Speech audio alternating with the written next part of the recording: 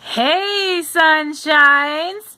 Today is day 2 of our emotional eating journal challenge. So today's question is, what do I want most in life and how can I get it?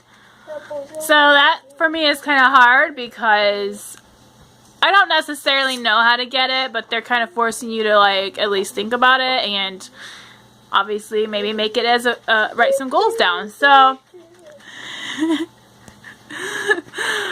I think she's doing that because like over here on the side I'm like talking with my hands, but you can't see it because I'm a hand talker. Whoopsh! I just bedazzled you guys with glitter. Alright, so what I want most in life. Oh my god, there's like a few things, but I don't know what I don't know what number 1 is. Alright. We'll just go with what this channel is mostly about, and it's mostly about weight loss. So my number 1 goal for now, we'll just say, is to hit my goal weight, or my goal size, whichever or whatever comes first, and that is a size 7 or 130 pounds. So, and let's see. Okay, so how can I get to it? Okay, number 1, by being consistent with eating healthy. Being consistent with working out, and not screwing up whatever results I have already made, i.e. eating an entire bag of candy like I did this last weekend. Y'all just got a beforehand hint of what happened to me that I did to myself for tomorrow's weigh-in Wednesday. So, okay. Those are the goals I would have. Those are the things I would have to do to meet my goal. Also, I think one of the biggest things I need to keep in mind, and anybody else out there who watches me who is also on a weight loss journey, you know, is to make sure that I just lost my train of thought, you guys. Low key, you're still blonde. I've been told I'm blonde at heart. Alright, so I guess one of the things to really keep in mind is the scale is not your friend. The scale will lie to you. I had a doctor that I went to. When I was winning up my weight loss, I had gotten down to the 160s. I think when I weighed in there, it was at the end of the day. So obviously I've been eating, and you always weigh more after you eat. I think I weighed in at 167. And this is a new doctor I've never been to before. I went in there, and he's like, so, after he introduced himself and told me he was going to be my primary caregiver and blah, blah, blah, because it was a group of doctors, he's like, have you ever considered being under 160? No, mother effer, I have not! Seriously? Yeah, I want to punch him in his face, y'all. Rude as freak.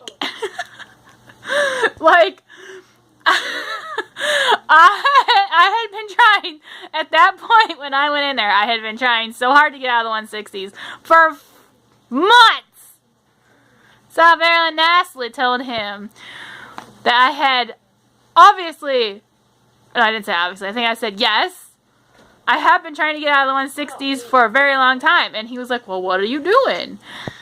So like I said before in I think my last video for day 1 of this challenge, I was like, dude, I get up in the morning and work out. I go work 12-hour days. I come home and I do another one. The second workout involved weights, which is why your scale lies to you, because you'll be weighing heavier doing weights. It's not, and you know, I knew that in my head, but I still got obsessed with the scale, and so it didn't even matter that I knew that. But, so he's like, well, what are you eating? At the time, I was like, I ate the same thing every damn day. It was, Shakeology in the morning, mixed with just water. I used the chocolate vegan one, so it wasn't, like, Shakeology's pretty good, but, most of the flavors, if you don't mix them with fruit and almond milk and all that, they're not so great. They do taste better than some of the, like, generic stuff you find in a store, though. And you don't mix it with anything, like, it's way better than those. But anyway, off track. Shakeology.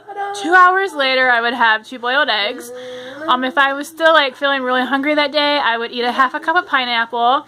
And then for lunch, it was either 4 ounces of chicken boob and a cup of green beans, or it was spinach, like 2 fistfuls of spinach, 2 tablespoons of complex vinaigrette, sweet complex vinaigrette dressing with 2 boiled eggs, or 4 ounces of chicken with croutons.